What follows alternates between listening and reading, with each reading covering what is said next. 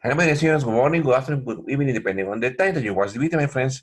This is Miguel, my friends, and today we're going to learn need plus passive versus need plus gerund. This is a class for advanced English students, and everybody is welcome. Thank you. Need plus passive infinitives. I need to be told the truth. The TV needs to be fixed.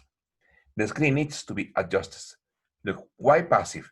Number one, because you have verb to be. And after verb to be, you have a verb in the past participle form. Told, fixed, adjusted, okay?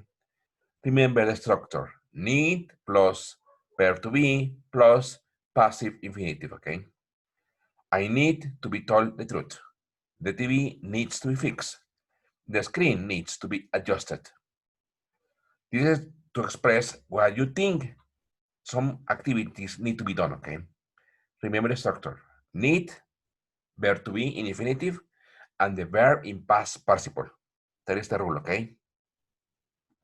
Look at the other. Need plus gerunds. The house needs painting. The TV needs fixing. The screen needs adjusting. In the meaning of this is exactly the same as the previous structure. But here, look at the change, okay? You have verb need plus painting plus fixing plus adjusting. Here, my friend, is verb need and a verb in ing. The house needs painting. The TV needs fixing and the screen needs adjusting. The meaning is exactly the same, my friends, okay? Look, both forms mean the same.